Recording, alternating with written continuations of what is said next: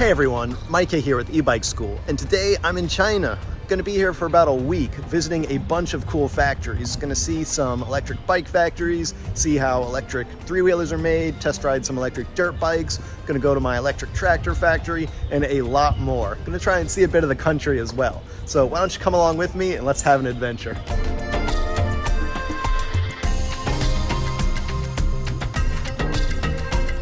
The whole point of this trip was to visit a lot of cool electric vehicle factories and unravel the mystery of what goes on behind the scenes of these places. But let me start by telling you that this was probably one of the wildest and most interesting trips I have ever taken in my life.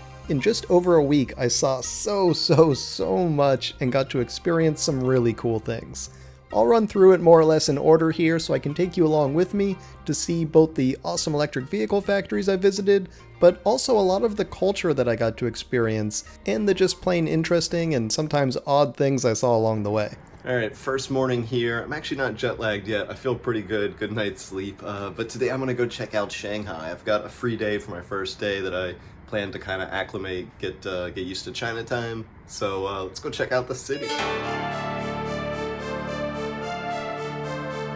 So this turned out to be anything but an easy first day, as my guide Jonathan took me on a tour of the city that my fitness tracker tells me had me walking 15 miles or 25 kilometers that day. It was my first day, so everything was very new and it was a bit of a culture shock. I saw some wild things, like this store that, from what I can tell, is just a big window for people to watch cats playing or sleeping or whatever cats do. And food is going to become a pretty big part of this trip, you'll see, and while there was an adjustment period there, I was rarely disappointed. After lunch, we went through a bunch of different neighborhoods with interesting little shops. I also got to see one of my first weird little EVs in person, this hilarious little electric three-wheeled street sweeper. In fact, electric three-wheelers are kind of everywhere here, often used for utility or delivery tasks, and I'll actually be visiting a couple different factories that make these. But what's more interesting is not just that these are electric, but rather that basically all of the scooters and small vehicles in Shanghai are electric. In walking around the city for something like 10 hours, I saw 4 or 5 combustion engine motorbikes among the thousands of other electric scooters on the roads. It's almost disorienting at first when you see a pack of scooters go by and hear nothing but a bit of wind noise.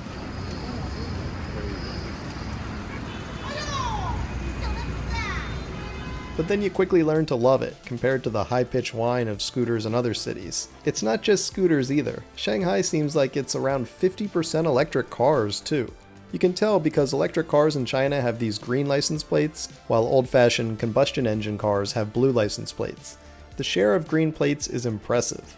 As I walked around Shanghai, the air was actually quite fine, not like 10 years ago when you were choking on smog, so it really shows how much they've achieved by pushing everyone towards electrification.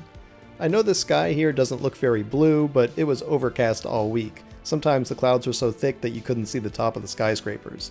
It was even a bit rainy during some parts of the trip, so don't think that that's smog, it's just cloud cover. In fact, the air quality index in Shanghai was often lower than in many places in the US, believe it or not. As I was walking around the streets in Shanghai, I stumbled across these e-bike chargers, and it's a really cool system.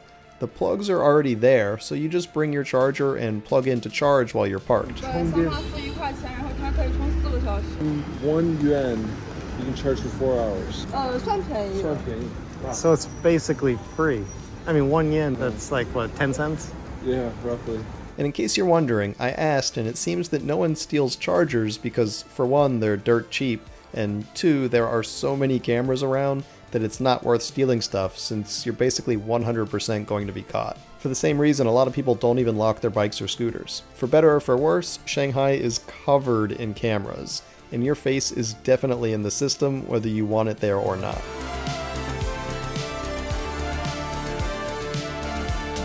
Alright, now this is wild. See these parents? They're in a park basically shopping their children, looking for partners for them. These are like spec sheets for their kids, height and weight, occupation or exam grades, etc. No pictures though. I don't know about you, but I'd kind of like to know what I'm getting into.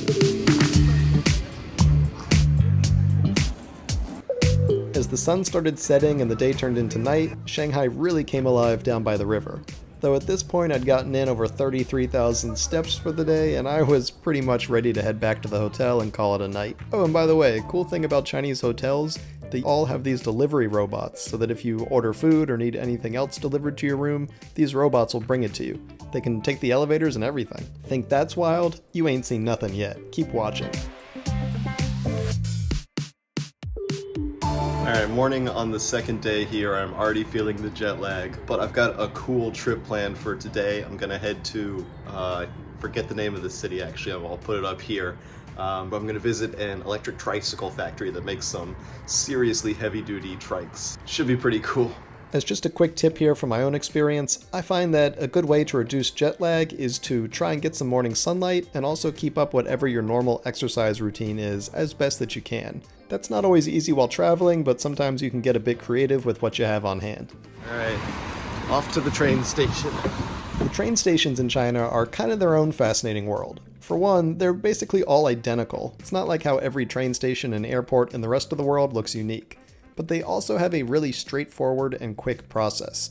You walk in, you go through the security stand to get your bag x-rayed, and then get metal detector wanded, and then you head off to your platform, where if you're Chinese, you scan your national ID, or if you're not, like me, you scan your passport. From there, that lets you onto the platform and you grab your train. These trains are also bullet trains, so they're going like 300 something kilometers per hour, or nearly 200 miles per hour. So it's not as fast as flying, but it's like 3 times faster than driving. The major benefit compared to flying, though, is that the whole process I described to get into the train takes less than 10 minutes. So you can literally show up 10 minutes before your train, which I often ended up doing due to the tightly scheduled trip, and you can still make your train.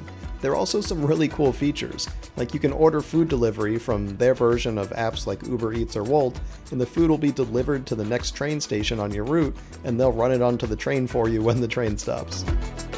From there, it was time to board the train and take a scenic ride out into the boonies of China, to a place called Ruzhou. Here I visited Wuzhong, a company that is one of the largest electric three-wheeler makers in China.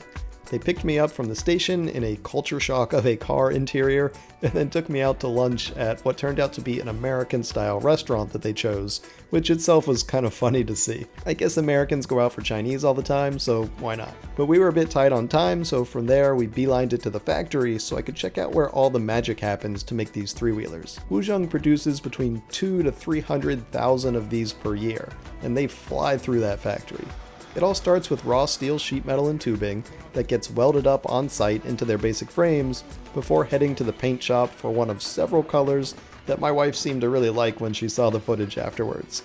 Speaking of, for each one of these factory visits, I've made an even more in-depth video on Electrek, so if you want to see a deeper dive into each of these specific factories I visited, head on over there, and I'll also link those videos in the description below. You already rolling? Good. And you can see the sign and the vehicle? Alright, getting the audio level. Hey everyone, Micah here with Electrek. Today I'm coming to you from Alright, one more. Ruzhou. But checking out the factory floor was sort of a tease if I wasn't going to get to drive these things. So I asked for my own shot behind the wheel, or handlebars, and they kindly obliged, letting me take their trikes out for a spin. And in fact, I was actually surprised to see that the enclosed cab trike even had a real steering wheel, and kind of felt like a truck from the inside, even if it didn't quite look like one from the outside. At least not from the front. Though ultimately, that's what these things are. They're China's versions of a small farm truck, and you see them everywhere, especially in rural areas. There are millions of these produced by hundreds of manufacturers every year, and they are super common in China. They cost less than $1,000 in local currency, and they require very little maintenance, plus they've got super low fuel costs, or free fuel if you have solar panels to charge them with. So I was really impressed with just how useful they turned out to be. But the daylight was running out, so it was time to head to the nearest train station, and then hop another train to an even more rural part of China for my next stop. A quick dinner upon arrival was a chance to meet some of the locals, who as it turns out don't get to see a lot of foreigners in these small towns. 1, 2, 3. 1, 2, 3. And so my waitresses wanted a picture with us. At least, I'm guessing that's why, or maybe they just thought I'm Keanu Reeves. By the way, that's Jonathan from eCycle Electric, who helped me make this trip go so smoothly, kept me from missing any trains, and even managed to find me at least one vegetarian food option in every place. Big thanks to Jonathan for ensuring I didn't get lost, and made it there and back in mostly one piece. Okay, that was the end of day 3, I think. Wow, okay. Maybe it's just the second day? Oh, I can't keep this all straight. Just got to my hotel in Qingdao, I think, and I am exhausted, so I'm headed to bed.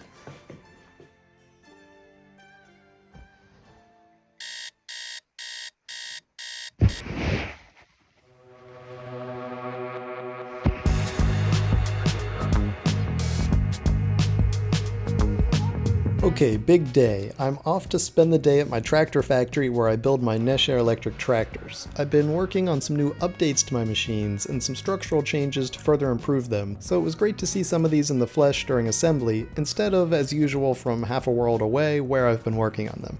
I'm also in the process of expanding the range of attachments too, so I've been able to check those out as we add more functionality to the machines.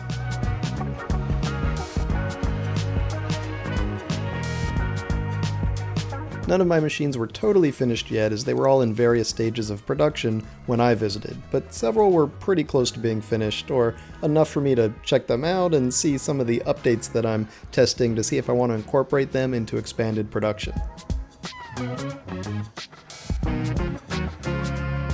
I'm also working on some options for loaders with enclosed cabins instead of just the open cabins, so it was great to see progress there too.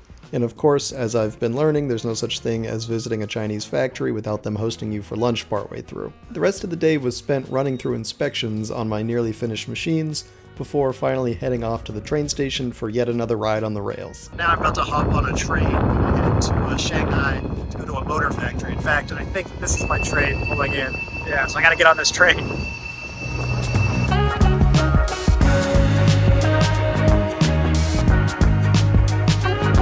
This time I had a train connection, which gave me a chance to grab some dinner in the station before hopping on my next train. Is this a chopstick machine? Yeah, chopstick sterilizer. Oh, a sterilizer. Yeah, you like that? That's awesome.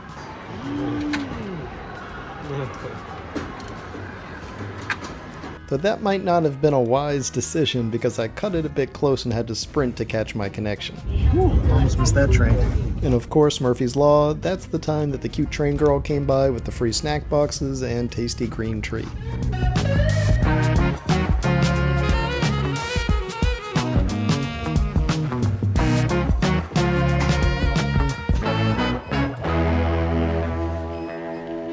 I feel like every night it's the same story, different hotel. I need to get a good night's sleep. Okay, woke up, got a quick breakfast. Now heading out of the hotel to the Ananda Motor Factory here in Shanghai. If you don't know Ananda, there's a decent chance you've ridden an e-bike with their motors and just not realized it. They're probably the second largest motor maker in China, though they make almost everything. Controllers, displays, etc. Basically everything but the battery. I started the morning at their R&D headquarters in Shanghai and got a chance to see how they develop all of their different components. They've got a huge team of engineers on staff. This is just part of them, and they design everything in-house. They've got an engineer's playground worth of diagnostic and testing tools, and they torture test all of their components, with tests like thermal shocks and water testing and just about everything else you can imagine. Now he's just having fun. And of course, they've got a team of riders to put real-world miles on the bikes too, which I also got a chance to test out for a bit while at their headquarters, as well as getting to talk to some of the major players at the company. That was followed by a quick lunch, since we had to head to their factory next. I feel like packaged lunches are so much more beautiful in China. From there, we made the journey to Ananda's factory in Wuxi, which is where everything that got developed back in Shanghai eventually gets produced. If you guys have ever seen how motors used to be made a decade ago with small women intricately winding copper wires around a stator with their tiny fingers, well, this is the future, full of automated motor winding machines. There are also long assembly lines where all of the motor components are assembled together, and there's a ton of quality assurances along the way in different forms, including this sound isolated room where they test the motors to make sure that they're quiet enough. It is so quiet in here. It is like uncomfortably quiet. You can hear every little noise. I got to see all around the factory, and there was a lot to see.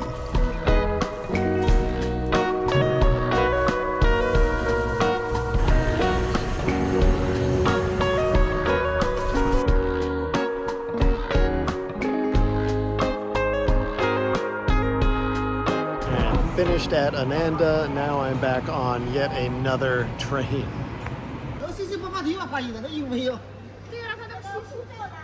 So that was interesting. I just got my power bank confiscated because it's 110 watt hours, and apparently the limit is 100 watt hours for a battery when you're taking the trains here in China. I actually went through like, I don't know, 5 or 6 train stations already with that. They said that the other train station should have caught it, so I was able to send it parcel delivery to my next hotel. It cost me a little over $2 to mail that battery to my next hotel. So fortunately I didn't lose it, but that was a bit of an uncomfortable experience for a little while.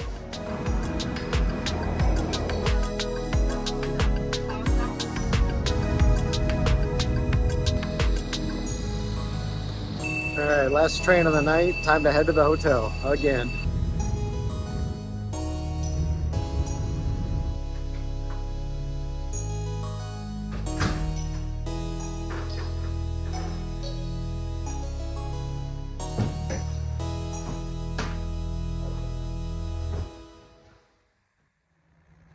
Good morning. You see that over there? Story time. So last night at like 10 o'clock, this little old lady came and said she could do my laundry. So I thought, great, I don't have to do sink laundry. So I gave her my clothes, and I thought that they'd come back in the morning, but they came back like a half hour later, still wet. So I guess it was a washing service, but not a drying service. So I always travel with a little bit of rope in my bag because it comes in handy for 1,001 uses.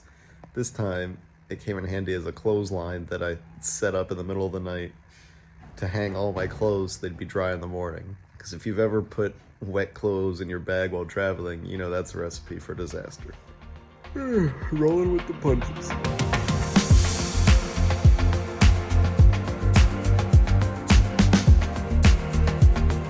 Today, I'm going to visit Yadia, which is the world's largest electric vehicle maker, like 10 times the size of Tesla. They make e-bikes, e-scooters, e-motorcycles, e-three-wheelers, a bit of everything other than cars. Their scale is absolutely massive, and they treated me to the most adorable media team you could ask for. Fortunately, they were down to roll with my shenanigans.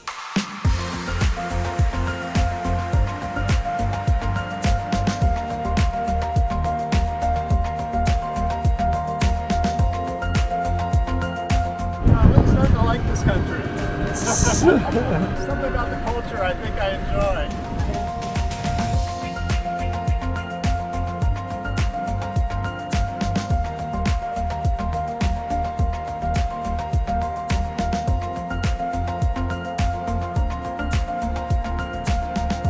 Testing a pile of different vehicles here was an absolute blast. Even though it did start raining partway through, but it's okay. You don't get to do this kind of stuff every day, so you push through. Plus I was going to be blowing through water on the torture test riding course anyway. While the electric mopeds were a lot of fun, and of course I love an electric trike as much as anyone, it was the e-bikes and the e-scooters that really interested me, since these models are available in North America.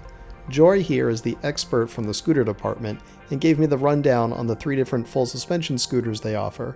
We don't welding it, it's the 一体成一体的. Cast? One piece. One yes, piece. and then it's casting. Yes, Yeah. you are right. Thank you. And action.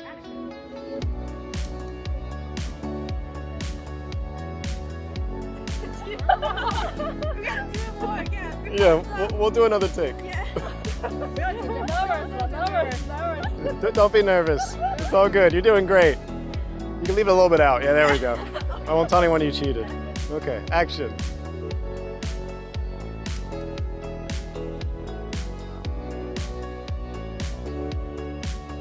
Beautiful. Thank you. Beautiful. Joy was also really worried I was going to hurt myself for some reason, even though she seemed to have a blatant disregard for her own physical safety. She's coming in a little hot. Wow. Oh my gosh. But I think she finally realized that I know how to operate a scooter well enough to not hurt myself, and so she even brought out a special treat for me to try this cool tilting scooter thing. Use as this, you can control it. Drifting. Drifting. Yeah, you can drive it. I saw some. You must be expert also. Yes. An expert like Joy. I can do it. It's too big so for me. Oh. You can just I can do it. 买了。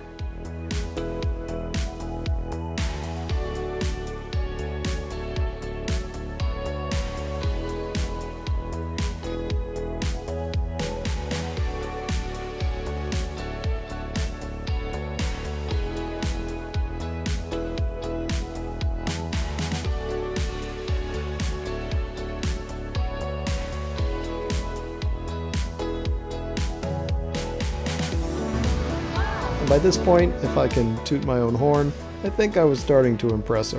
Though she was tooting my horn too. I see you very good at using this one. Yeah. You're the first one. Yeah. I also really like this Coco bike, which is also available in the US. Shirley showed me the different options for it, and I think this thing is awesome. Not only do I like the orange accent color scheme, but it rides really nicely and makes a great utility bike. I'm definitely going to try to get one of these in the US. I also got the chance to eat in the same cafeteria that the local factory workers eat in, which itself was a whole other cultural experience. And then I saw something else kind of neat, because after lunch I got lost looking for the men's room and found a bunch of people sleeping in an office. As it turns out, they take a siesta after lunch in China too, often turning out the lights for an hour so people can nap or just relax at their desk. Pretty neat. That also answered why they had these yoga mats in the factory floors, so that the workers there can also take an after-lunch nap if they want to. That was just one of many interesting things I saw while touring the factory's production lines, of which there were many because this factory is absolutely massive. It's like 1,000 football fields or something, not exaggerating. One of the factory buildings actually has a football field inside of it. Behind me you can see the factory, but then I popped out in this big green grassy field here. It's actually AstroTurf. They used to have real grass here, but they said that it only grew when they opened the shades here, but the employees in the factory said it got too hot then. But they use this big field for all sorts of events, sporting events. The factory workers can hang out here during breaks. They use it for like company events. There's all those bookshelves at the end there. That's like the factory library. So on breaks, the employees can read and like check out books. It's just kind of interesting. I've never seen a big like sports field in the middle of a massive electric scooter and motorcycle factory.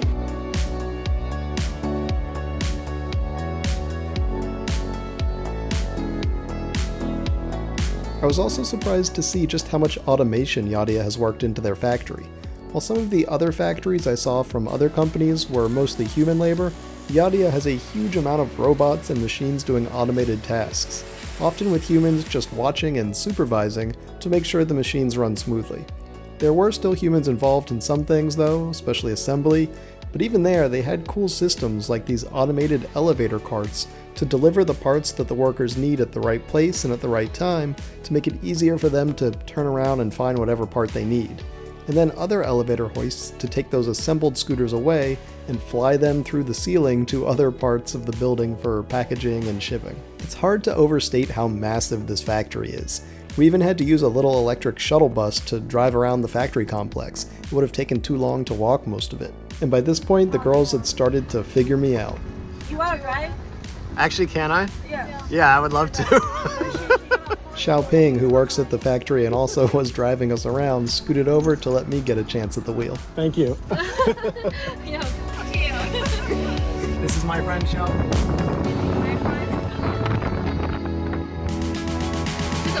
走 straight. Turn right. Sorry. Makes wide turns. 有一个出来 drifting.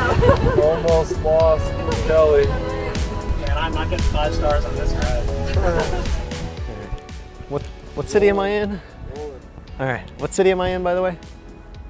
Jinjai. Jinjai? Yeah. Okay. I haven't practiced anything, so we'll just roll. All right. Audio level and Hey everyone, Micah here with Electrek, and today I'm coming to you from Jinzhai, China, where I am visiting one of Yadia's 8 different locations around the world. It actually went pretty well. I'm gonna try that again. I already forgot where I am. Where am I again? Jinzhai. As a final cap on a really fun day, we all went out to eat a traditional Chinese dinner, which is what all dinners are in China, it turns out. My day at Yadia was an awesome experience and not one I think I'll be forgetting soon. And as if I hadn't learned enough for one day already, here's one more thing that I saw after dinner. See these guys with the tiny folding electric bikes? Their job is to drive drunk people's cars home for them. Getting a DUI in China isn't like in America where they just tell you to try harder next time. You get your license suspended for months or years in China, and you can face serious jail time for driving drunk. So when people are too intoxicated to drive home, they call these guys, who roll up with their tiny folders, stick it in the trunk, drive you home in your car, and then they ride their little bike back. Kinda cool. But like all my days here, it's not over until I take a long, high-speed train ride somewhere else first. I've got to be a bit quiet because we're on the train here and everyone seems to take quiet real serious. We just got our snack boxes. And as a vegetarian, I've quickly learned the symbol for meat, which looks like this. I remember it because it looks like a torso with ribs. Of course, the little cow symbol helps too.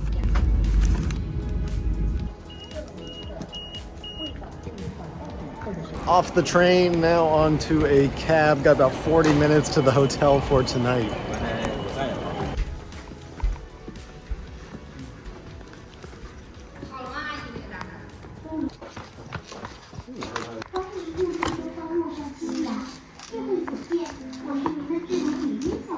Alright, headed out for day 6, I think. As usual, I'm running a bit late. Today we're headed to a controller factory, Lucia, I think. And then also to Tromox to try their mini electric dirt bike. Only like 2 more days left and then I get to go home and sleep. This is fun, but it wears on you.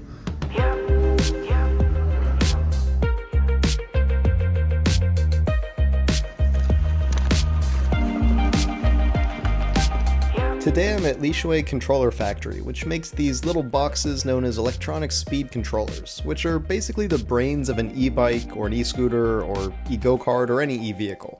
They make about 1/3 of the controllers in every electric bike in Europe and are getting close to that number in the North American market, so they're the largest single controller maker, despite being in this little nondescript building, at least compared to the massive factories I've already seen on this trip.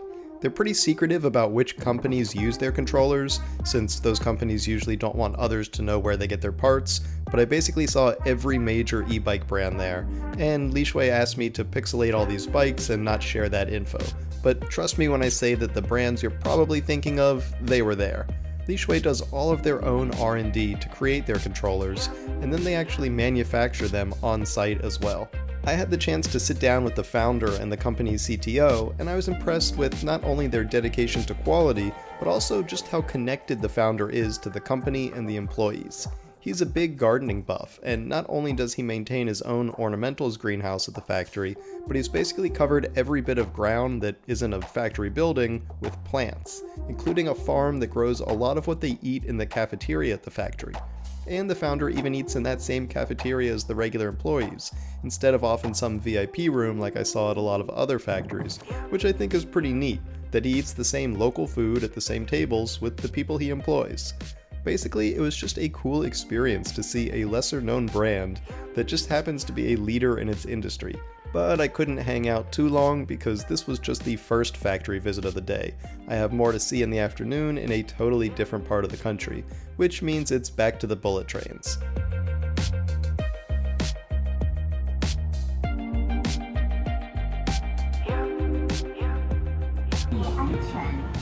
Alright, just finished at Lishui. Now I'm on the train, headed to a dirt bike park, I think, to test out a new Tromox off-road electric bike. So I think this is a biscuit fruit wafer thing. They recognize that meat symbol. I've got no idea what this is. Probably those spicy pea things. They feel round. This is really good tea that they've been giving us on some of these trains. As you can imagine, the train snacks are nice, but not really a full meal, though this was another 2-train trip, so I had the chance to grab some lunch in the train station where I had a few minutes for my connection. Then it was back on another train.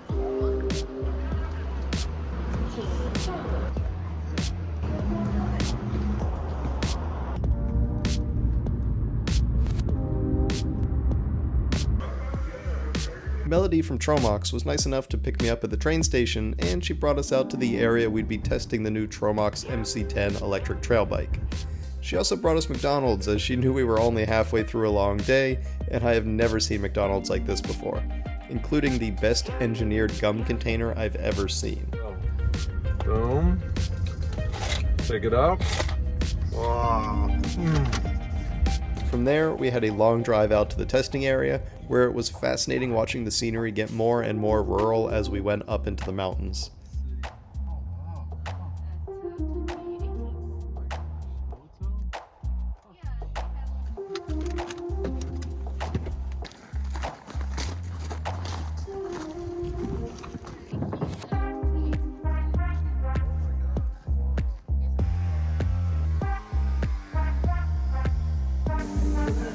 Alright, I just got here with Tromox. We're at the test track here. I'm about to get suited up. This is a lot more intense of an arena than I thought we were going to be at.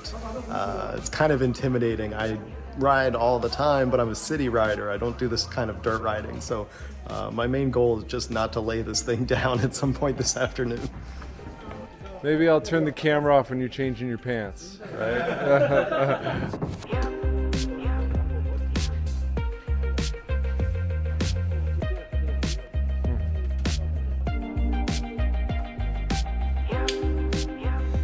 This is Tromox's new MC10 electric trail bike. They brought me here to test it on a motocross track, but it's not really a dirt bike designed for this type of riding. It's really more meant for trails, fire roads, and the type of riding you'd think of for a Sur-Ron or a Talaria.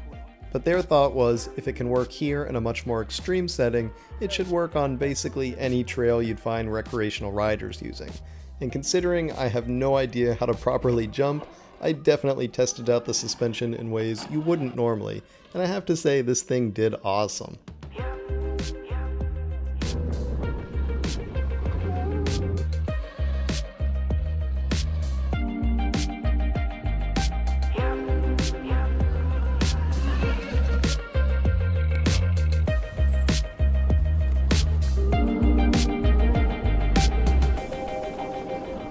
After a while, the rain started up, and I took that as a cue to take a break, at which point some of the locals there, who were generously giving me some of their track time, hopped back out on the dirt. One thing that's very apparent is a difference in sound between the Tromox and these things.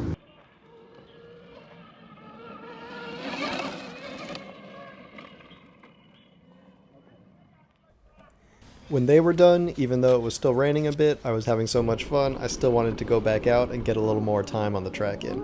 And when there was a break in the rain, I even had a chance to whip out my pocket drone, since this was definitely one of the areas on the trip that would benefit from it. If you'll hold forwards, Okay. and it'll just start slowly going that way. Okay.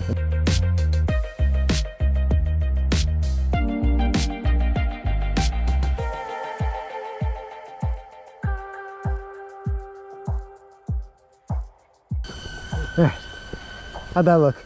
Very good. Nice. Yeah. Thank you. That's a good angle. Oh, you brought it down and everything. Look at that. Like a pilot. Teach a man to fish. Hey everyone, Micah here with Electrek, and today I'm out here in, shoot, I forgot where I was. Tonglu. I've been in so many cities. All in all, I had a blast riding the Tromox MC10, meeting the team that designs and markets it, and basically just getting to goof off and have fun. Say, Tromox is so cool in Chinese. And Tromox Chinese name is 魔兽. Cool. Yes, so cool. 魔兽太酷了. Okay. The MC10 is definitely a well-made, powerful bike that can do a lot more than what I demonstrated, especially in the hands of someone who knows more about this type of riding.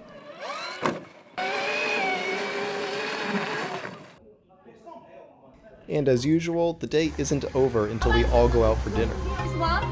南瓜，那是南瓜吗？对，是南瓜。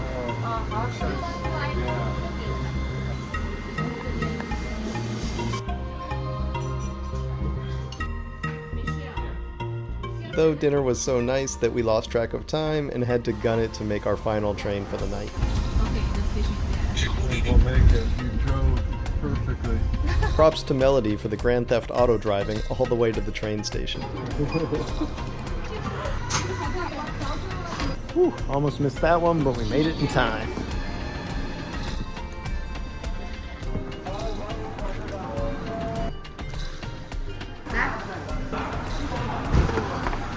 By the way, another cool little thing, their equivalent of Google Maps in China not only gives directions like ours, but it also tells you exactly how many seconds are left until the traffic lights change. Even the next few traffic lights ahead. Pretty neat.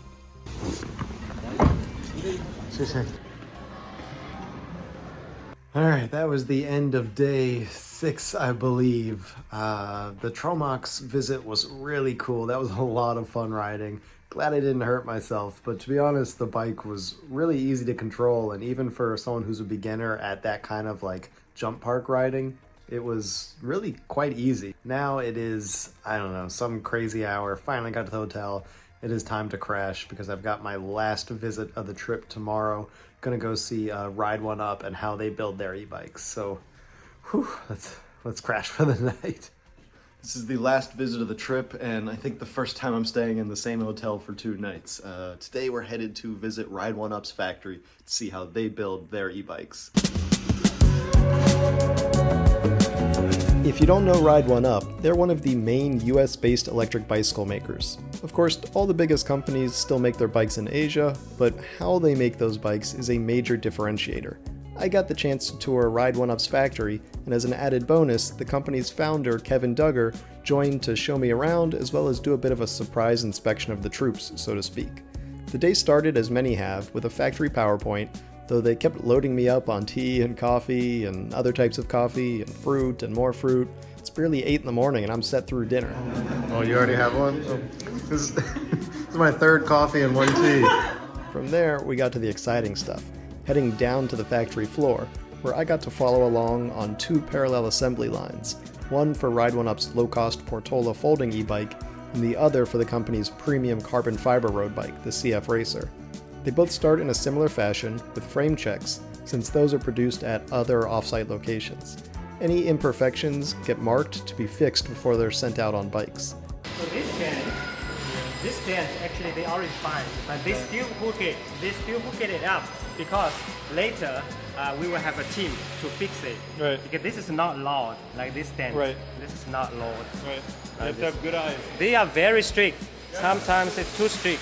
At the same time, wheels are being built in a second area, with mostly automated machines doing the work. Those frames then move onto the assembly line, where they're paired with the wheels, and everything moves down the line with more parts being added. Major parts like the motors and controllers are scanned into a database that records which bikes they're installed on to provide future accountability, so they always know which bikes get which parts, since that can be helpful if problems are ever found down the road. Their tools are also regularly checked to make sure they're staying in spec and are well calibrated, and each employee's work is tracked to the bike, meaning if there are any issues found in later stages of quality control, they can go back and ensure that the worker knows the right way to do it. There are also paycheck bonuses for workers that have fewer quality issues. As the batteries go into the bikes, those are also scanned and recorded into the system for future accountability. At this stage, the bikes get their first test rides to ensure everything works mechanically, then they're sent off for quality inspections. Anything that isn't right is flagged for further checking and remediation. 这个什么问题啊？Oh, it's too tight to pull. It's too tight to pull. So he will mark it first, and then he will already remember. He will put it into the system.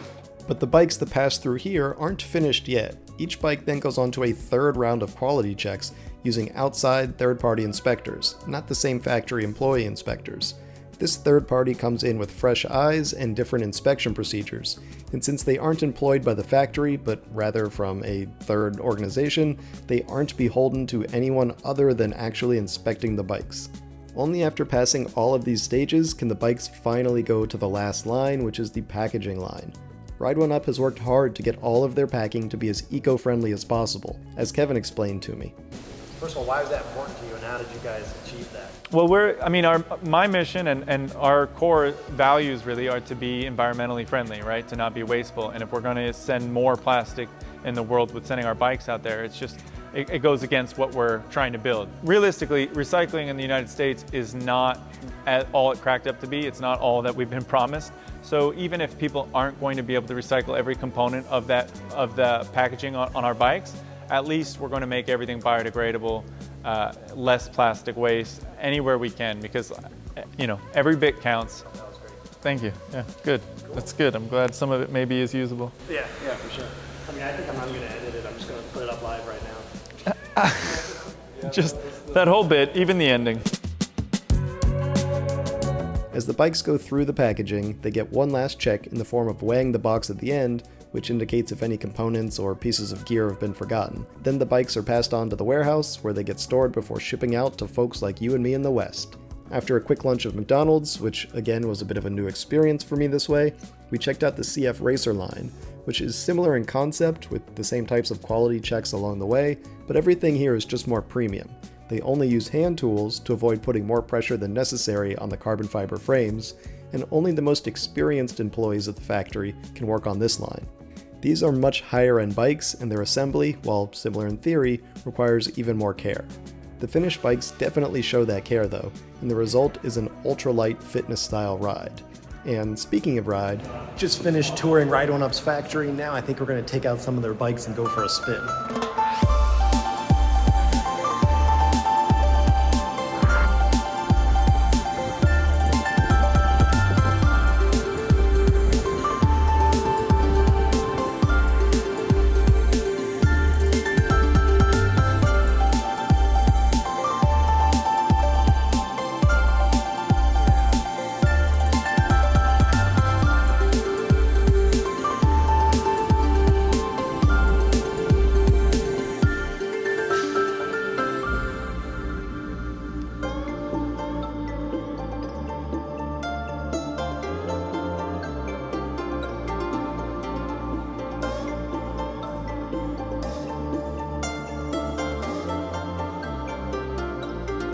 We eventually stopped at this awesome little tea shop where we all had a nice drink, then wandered through this pretty little park where we stumbled upon this relaxing oasis of more tea places and just like a cool place to hang out, I guess. The locals showed us some of the games, and I'm not sure what this lawn game is called, but I think it would probably go the way of lawn darts in the US. And so we had to have ourselves a try at it.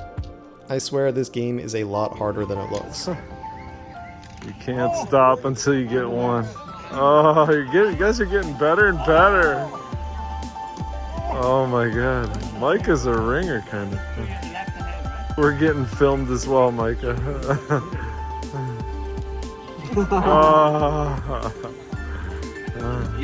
Oh my god. Finally though, Kevin got one in and defended all of our honor. With that, we could finally continue on with our heads held high and enjoy the long cruise back to the factory.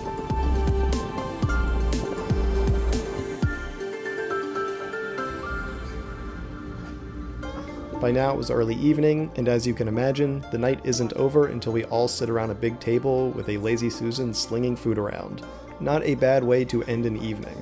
I don't know if it was all the wine or what, but I was so knocked out that I forgot to film anything until the next morning, when I discovered I actually had one more surprise visit that wasn't originally on the schedule.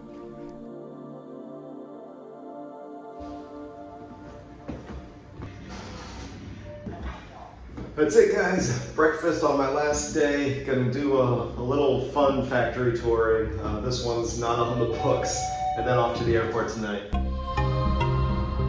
Today we're heading to a company called Ebike, which is one of Ride One Up's motor suppliers, and Kevin was coming along with us to check it out. This was also one more time that I had to run through a train station because we cut it too close. Fortunately, we kept our streak of not missing one train in China, even as a trio now.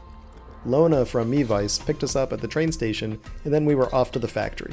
Just kidding, there's always food first, and afterwards. But then we were off to the factory. Ebike makes motors, controllers, and other key e-bike components, but does it at much higher standards. It's not a huge company, they're not going to be dethroning Bafang or Ananda anytime soon, but they do build incredibly high precision, high quality parts, and it all starts with the most precision inspection of all the parts they get from suppliers, like these motor shells here.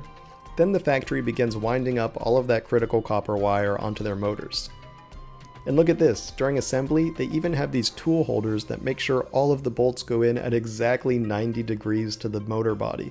No cross-threading, no boogered up bolts, just perfect placement every time. We even got a chance to test out some bikes with their components on them, including this prototype bike with a really cool torque sensor that I can't actually show you anything on it because it's not public yet, but trust me, it's pretty cool. I probably should have filmed more here, but this was kind of a surprise stop at the end of the trip that I didn't know I'd be visiting, but it was really cool to meet the lovely Mevice people and see how much effort they put into building such innovative, precision e-bike components. But all good things must come to an end, and as the last stop on this journey, so too must this trip. As a YouTuber and e-bike journalist that has worked in this industry for a decade and a half, I have seen a lot, but nothing could have prepared me for what I would experience on this trip. Meeting some of the warmest, nicest people and seeing behind the scenes to discover how much goes into building many of the products and devices that we take for granted every day. The skilled people involved in building these machines and everybody involved in this process deserves our respect, doing something that probably most of us don't know how or lack the skills to do ourselves. I think one of the take-home messages I learned from this trip is that it's not where something is made or even who it's made by, but rather how it's made, whether it has the care that goes into making a quality product. And at the end of the day, that is the real difference.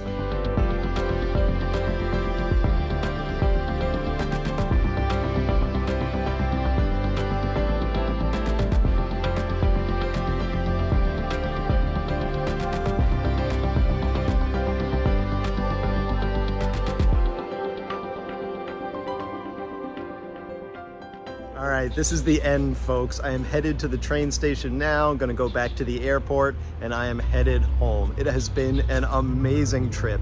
I have seen so much. I don't even know how to describe how much I was able to fit into this week. Last but not least, though, it is time for the E-Bikes for Good giveaway. This is a program I started to find people who need a way up in life, who need an e-bike for transportation, but just can't afford one. It's just outside of their reach. If that sounds like you, then make sure you pay attention here because you might be able to win a free e-bike.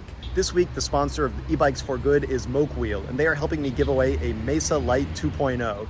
This one is in a pretty blue color. I love the way this one looks, and it is an awesome commuter style bike.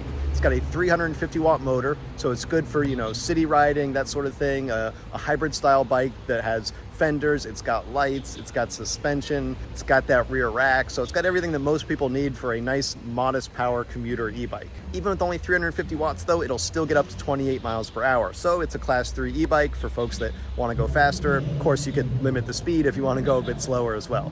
It does have a throttle and pedal assist, so you've got both options there. With a 520 watt hour battery, you get between 40 to 50 miles on low power pedal assist, a little bit less if you're riding fast on throttle, but that's definitely going to be enough for most people riding around in a urban or recreational setting. Right now, the bike's on sale for around $1,000, I think. It changes prices every now and again, but basically it's a really affordable model. If you can't afford it though, then pay attention. This is where you could win that e-bike. The way it's going to work is if you are someone who needs an e-bike to get around, it would really help improve your life, help you get to work, get to medical visits, anything at all, make sure you head on over to my site, EbikeSchool.com/ebikesforgood.